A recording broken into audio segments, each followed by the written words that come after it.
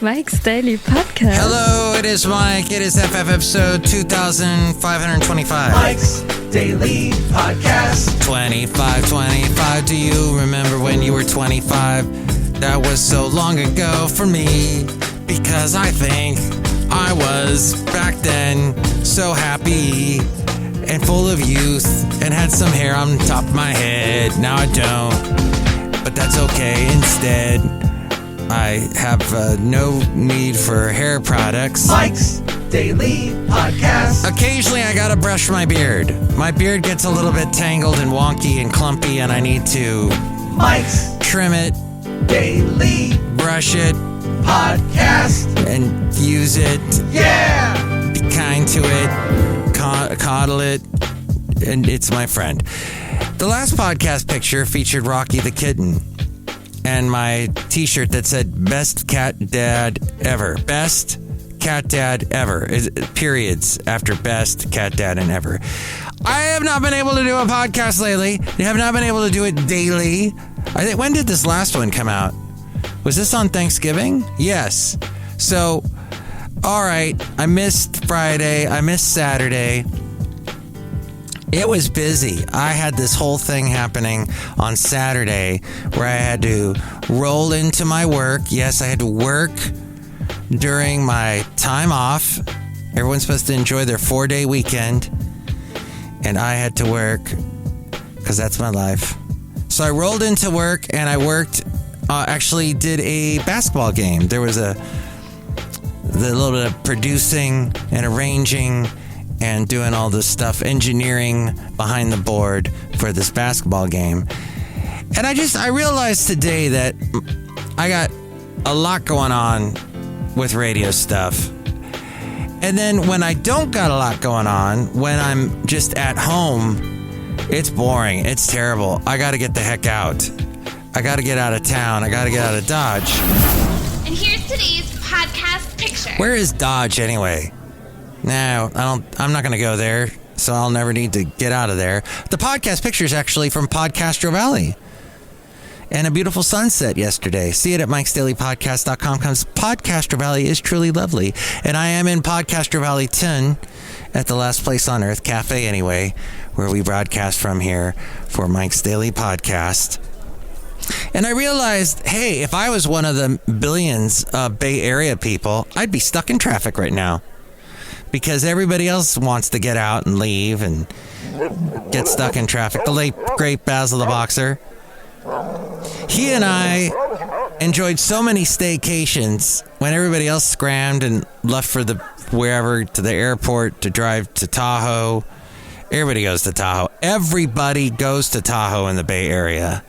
I discovered that early on when I moved here like 13 years ago. I said, yeah, I know Tahoe's pretty, and I will visit it at some time, but I'm not going to do it on the weekend when everybody's driving there or around a holiday. Forget it. I'm not going to do it around winter where I got to have chains and I get stuck in the snow, and Californians are bad drivers as it is. They're going to smash into each other. It's terrible. Nope. I'm not going to do that. Nope. And that's the name of a movie called Nope that Mr. Peel did. Hey, I watched it on, was it Thanksgiving? Friday, I think it was. Black Friday, I watched it, and it's a very interesting movie, especially because I used to work at a radio station called Kehei, and our signal went into the area that this movie takes place, Agua Dulce. And we used to get calls from Agua Dulce all the time. Nobody ever called in to tell me they saw a UFO or a UAP or whatever they call it now. But this movie I thought was really well done. I don't know if you've heard what people have said about the UFO, but it is pretty cool. They did something really different with it. Some of it is similar to other stuff you've seen about UFOs, but they did something really cool towards the end that I enjoyed. But the beginning was slow. And yeah, Peel likes to start a mystery, peeling the layers, as it is said with words figuratively. But peeling little bits and, dropping little hints and little mysteries, building a mystery, doing the Sarah McLachlan thing. And then as we Sarah McLachlan away, then stuff starts to get interesting. And it wasn't that long of a movie, so you can, if you just have a little bit of patience. But it does have some very disturbing images. I mean, not horrid. I guess, yeah, horrid. I don't know. If you're into, not seeing murderous monkeys, maybe don't watch this movie. But it did have a couple funny things it said about 90s sitcoms, which were horrible. Everybody watched them. In the 90s, they were big. In the 80s and 90s. But they were terrible. You watch them now and you're like, ugh. How was this popular? How was this the biggest thing on TV? These awful sitcoms with the studio audience laughter, telling you where you need to laugh because you're too stupid to do it on your own. Thank you, TV. So, the many layers that Peele likes to make fun of comedy, or he's making comedy out of the entertainment industry in its many different levels. That was enjoyable. But some parts got pretty slow. But he was building a mystery, I get it. So I saw that. And that was the extent of the excitement that yours truly had. A couple of interesting things have gone on. Naomi Biden. She joins a unique club, Brides Who Say I Do at the White House. This according to NPR and their All Things Considered show. Naomi, who's 28, married Peter Neal, 3 years her junior. And Naomi Biden is President Biden's eldest granddaughter. It was in a private ceremony recently. Apparently, not that, let's see. Over the years, there has been, who else got married? Richard Nixon, his daughter Tricia got married in 1971 at the White House. What in the world was that about? Who else? Let's see. Was Lucy Baines Johnson and Patrick Nugent got married in 1966. That would have been President Lyndon Johnson's daughter. Oh, many of the White House weddings and receptions have been private family events, but others became big national headlines, like for Lyndon Johnson's daughters. As we go outside a cafe anyway, we're bringing you Mike's Daily Podcast. Somewhere in Podcastro Valleyton, the last place on earth. When Lucy Johnson was married in 1966, labor organizers threatened to protest the wedding after she selected a wedding gown that was made in a non-union factory. The designer is said to have had a union label stitched into the wedding dress to mend the drama. Both Johnson sisters released their wedding cake recipes to newspapers so that the public could join in on the fun and make their own elaborately decorated summer fruit cakes. There were a lot of weddings, apparently, in the 60s. There were a lot of, instead of double dates, be a double weddings. A lot of double weddings. People getting, friends got married at the same time. You don't see that as much now. So, there you go. Who else? Oh. This, Lucy Payne Washington in 1812, the sister of First Lady Dolly Madison, was first married to George Steptoe Washington, a nephew of President George Washington. Following his death, she went on to marry Supreme Court Justice Thomas Todd, and the first wedding documented to have taken place at the White House. In 1820, Maria Hester Monroe, the daughter of President James Monroe, was wed to Samuel Gouverneur in a small ceremony at the White House. Gouverneur was the private secretary to the president and Maria Monroe's first cousin on her mother's side. Interesting. The son of President John Quincy Adams married Mary Catherine Helen, the niece of the First Lady in the Blue Room in 1828. John Adams II. 1831, Andrew Jackson Jr., President Andrew Jackson's son, and Sarah York were married in Philadelphia. A week later, their reception was held at the White House. In 1832, Mary Ann Easton and later Mary Ann Lewis, the Andrew Jackson White House saw 2 weddings in 1 year. The grandniece of the president got married, and later that year, the daughter of a close friend of the president's got married to a French diplomat at the White House. And let's see, 1842, there was Elizabeth Tyler, President John Tyler's daughter. President John Tyler got married in 1844 to Julia Gardner Tyler in New York. Nellie Grant in 1874, the daughter of Ulysses S. Grant, got married in 1874 at the White House. Emily Platt got married in 1878, the niece of President Rutherford B. Hayes.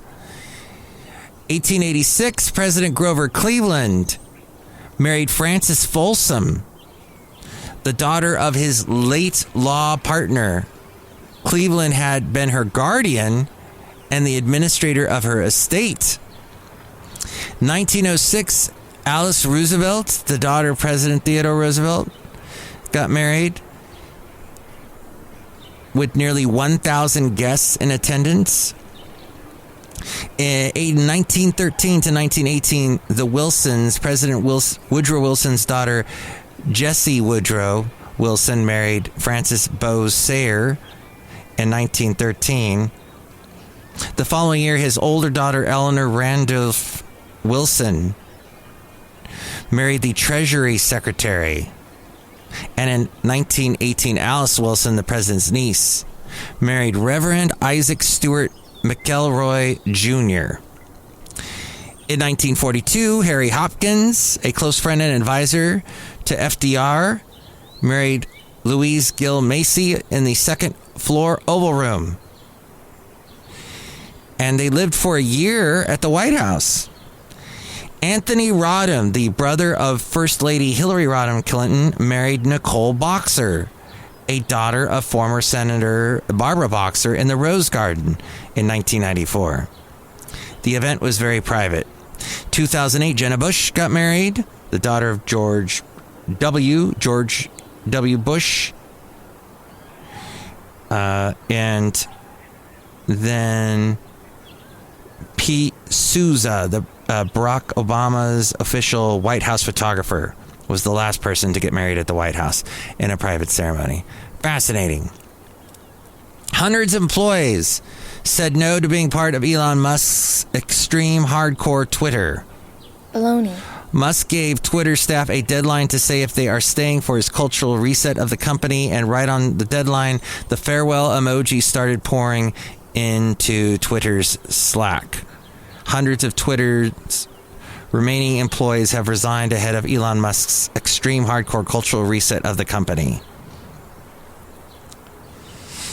This comes after Musk recently fired dozens of employees who criticized or mocked him in tweets and internal messages. He then set a deadline of Thursday for all employees to respond yes on a Google form if they want to stay for what he is calling Twitter 2.0.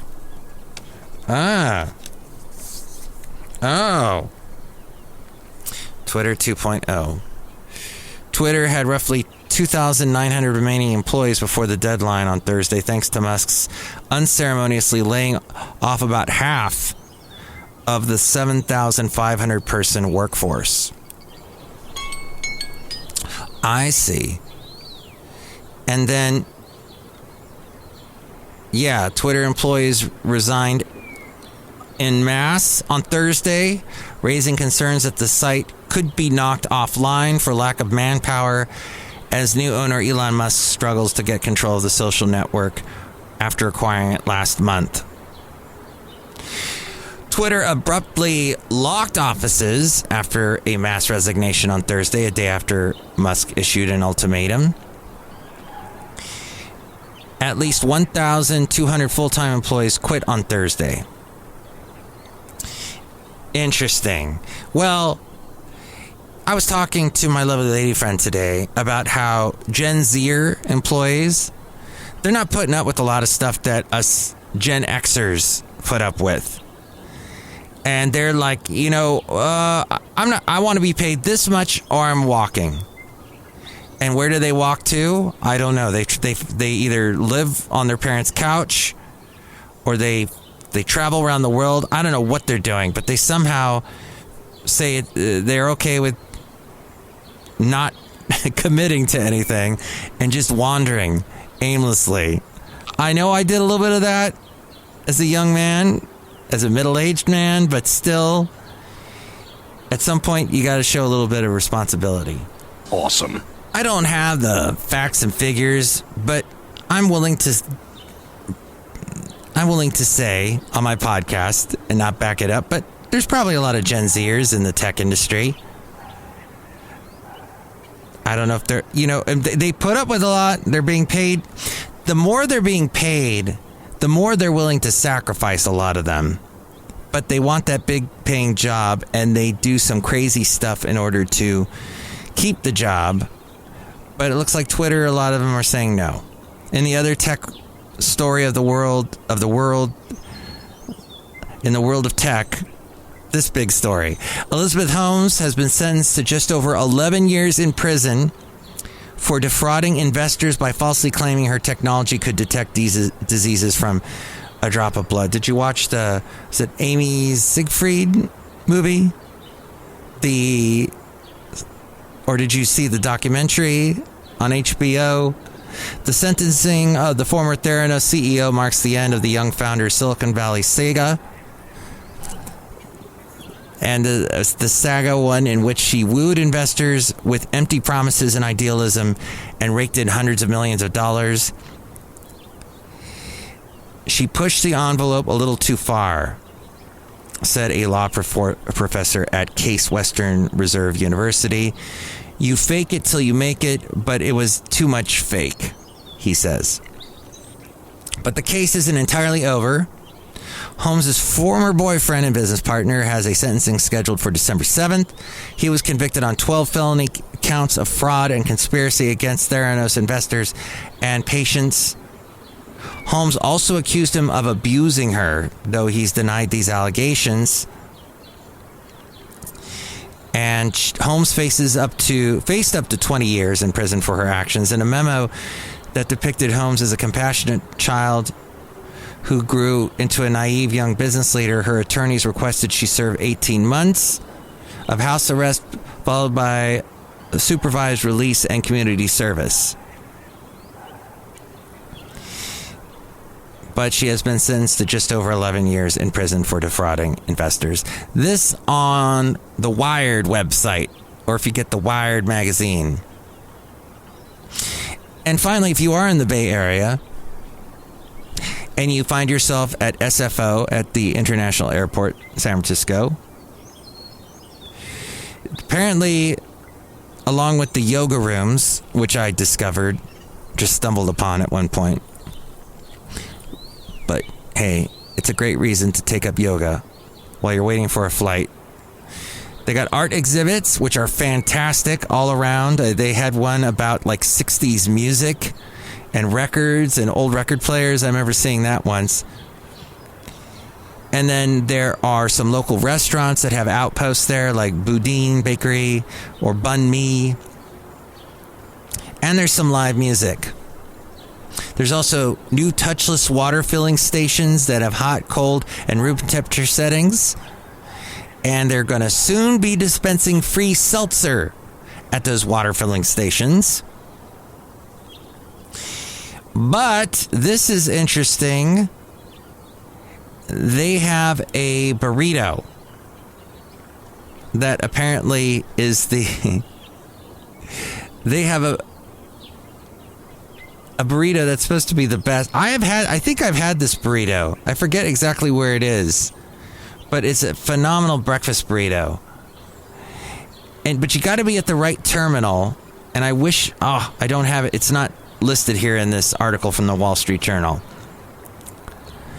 But I was fortunate enough in all of the sadness and the horridness, the horridity that I had to go through back in February when my mom passed away and I had to instantly fly to Florida. We happened to, while we were waiting, I'm like, oh my gosh, this is exactly where that breakfast burrito is. I haven't had one of these in ages, and I finally had a chance. It was so good. So that's one good thing about the San Francisco airport. There is a whole article about that on the Wall Street Journal's website. And yes, there's all the other fun things you can do there. I know there's some kind of candy store there too. So, all right. Hey, real quick, I just want to say that I'm showing a little bit of enthusiasm. A little bit of faith is starting to grow in my heart for the Republican Party, because I've actually heard some very staunch Republicans who were full-on Trumpers starting to say, hey, maybe this last election, the midterms, maybe we did not have the right candidates. Maybe we picked the candidates. Well, we didn't pick them. Trump picked them, and that was the problem. We should have thoroughly vetted these candidates and shouldn't have just accepted them because Trump said, oh, they're great, they're huge, they're wonderful, you get this guy. That was not even a... So I was kind of channeling a little bit for a second there, but you got to be a little bit more like this. The thing is that they do need to dial back on the power that guy has, because apparently that is what lost the election. Now, to a full-on Trumper, nope. It was once again Democrats from the tech world, all the friends of Elon and that worked at Theranos and Twitter, and all the Gen Zers with their super hacker ways. They were able to hack into the election and make it so that the Democrats won and there wasn't a big red wave.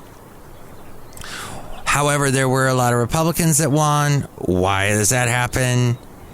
How are they able to? I mean, wouldn't you, if you had that power, wouldn't you want everybody in your party to win?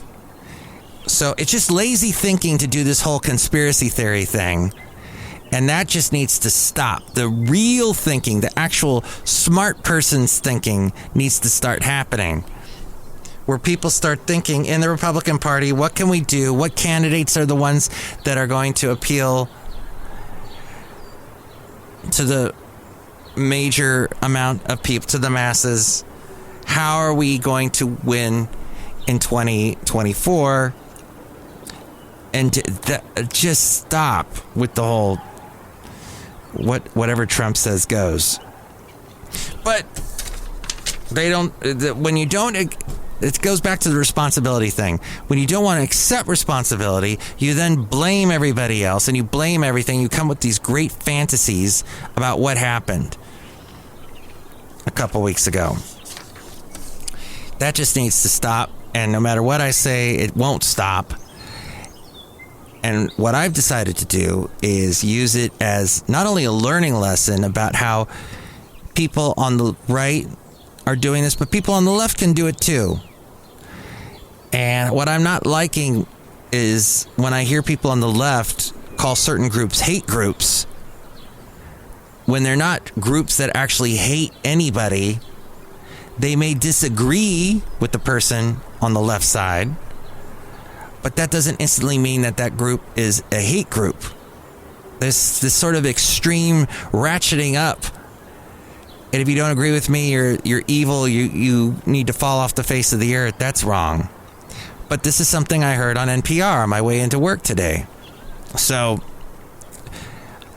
I know you've heard that expression, both sides do it, but there is a definite, that in that degree of calling, just blanket calling some group a hate group, that gets us nowhere. Then the dialogue ceases, then we get nowhere, and then we cease being a unified America. And that's never good. Just thought I'd throw that out there. Outside a cafe, anyway, where we are outside. Look who's here at this moment.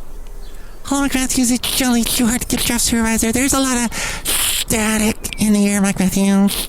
Yeah, a lot of static. You can feel it because of the wind, and it's dry here in the Bay Area, and then you start to develop an electric charge. And when you go and reach for anything metallic, or maybe when you touch somebody's hand, it's like instant discharge and ouch. It's shocking. That's right, Mike Matthews. I didn't like Nope. Oh, why didn't you like it? It was really, really like stupid. Okay, what was stupid about it? Because it was all about aliens and they're weird. Well, they are kind of weird. But it wasn't really one. It was more like an alien. Never mind, I'm giving away too much out. Look who else is here. Oh, Mike, this is Floyd the Floorman. And this is John Deere, the engineer. Mike, you gonna do the thing where you go back in time, Mike Matthews? Yeah, let's go back with Matthews. Here we go. Okay. Back in... when was this? The early 2000s? Yes. I worked at a... what do you call it? A radio station. That's what 2 Emerson Drive plays and dives. Panel 3, the Bellamy Brothers love their mothers. Oh, and that was the country quiz. We had the country quiz where people would call in. And that was a fun thing. There were a lot of callers that would call in. You can call me at 336 Daily, by the way, to Cafe Anyway here. Outside of Cafe Anyway. And so we'd do this country quiz, and people would win little interesting prizes that either were or were not cool. And here's somebody who's trying to win right now. Bellamy Brothers love their mothers. Okay, Patrick. Hey, what's The Bellamy Brothers were first nominated for CMA Group of the Year Award, for the CMA's Group of the Year Award back in A, 1979, B, 1980, or C, 1981? 1980. Oh, no. Stay on the line, Patrick. 650 KH. You can try and steal the prize from Patrick, but if you get it wrong, he gets the prize. Tired of the same old story. Waking up. Rachel from Ventura going to try and steal the prize from Patrick in Port Hueneme. Rachel, the choices were 1979, 1980, or 1981.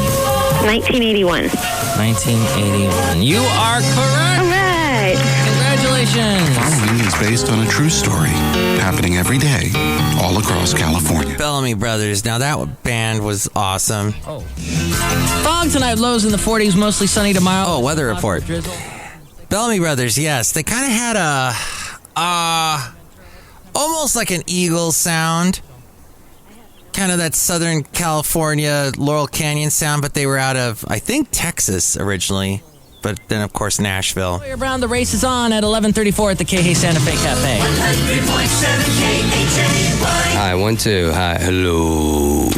Hi, I'm Mark Miller with... That was Mark Miller from Sawyer Brown. 7 KHAY, this is Matt Michaels. Who's this? Efren. Hey, Efren. How's it going, Matt? It's going good. We just heard from Brad Paisley. 2 people fell in love. Sawyer Brown, the race is on before that. Toby Keith's on the way, and Sarah Evans unplugged. Efren, let's go out to the patio of the KH Santa Fe Cafe and see our resident barbecuer, Bill. Cool. Efren, what I'm doing right now is I am barbecuing up some good old-fashioned burgers. You want cheese on yours? Yeah, please. Oh, wait. I keep dropping them into the fire. Really? I keep dropping the cheese into the fire. The fire. Efren, what's something interesting you did this weekend? Oh, I went to listen to Matt Music yesterday. You were at Matt Music last night at Full of Beans Coffee House. Way to go, you stud. Yeah, it was pretty good. And Viva Cinco de Mayo. Viva Cinco de Mayo, yeah. Thank you. Stand by. The KH Santa Fe Cafe. We'll be right back on 100. Wow. Full of Beans Coffee. Yes, I used to play what I called Matt music because I went by Matt Michaels on the air. And I'd set up my keyboard and a couple speakers and a microphone and start playing keyboard with the drum machine, full-on Casio experience. And I had all these songs that I'd written. And Efren actually would come out quite often to see me perform. I don't know if he actually liked the music, he met a lot of cool people that would show up. I had like I had like 2 or 3 people that would show up all the time. Oh, those were the days. Fun times. Anyway, that was Efren. Cafe anyway. All right, that was Let's Go Back with Matthews. Now it's time for the Mike Matthews New Tunes Feud. Here are 2 songs I'm going to play for you that was sent to me at MikesDailyPodcast@gmail.com, and I'm going to play them for you. You tell me which one you like better. The first one is from Gabriel de Rosa, and this is called Bandida.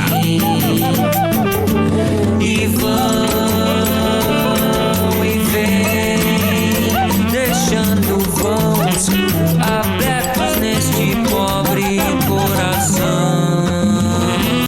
Corazon is heart. There you go. That's Gabriel de Rosa with Bandita. Did you like that song better? Or did you like this one by the Psychotic Monks? And this is a song called Gamble and Dangle. Program sabotage. Have a look down. Way too much into hand. History repeats itself. All right, there you go. I don't want to play too much because I'll get dinged by the YouTube. Oh, wow, it gets really crazy here. All right, so which one did you like better, Gabriel de Rosa or Psychotic Monks? Call me at 336MM Daily. 3 + 3 = 6. MM as in Mike Matthews Daily, as in what this podcast tries to be, and sometimes I get interrupted. Hey, thank you for letting me do my little tirade about this whole conspiracy theories and craziness and the crazy talk. We need to think smarter and talk smarter and less with the crazy. Let's do that, shall we? And with more ways to reach me, it is A-Frame. Mike's Daily Podcast is written and produced and performed by Mike Matthews. His podcast is super easy to find. Download or listen to his show and read his blog at MikesDailyPodcast.com. Email Mike now at MikesDailyPodcast@gmail.com. See you tomorrow. Bye!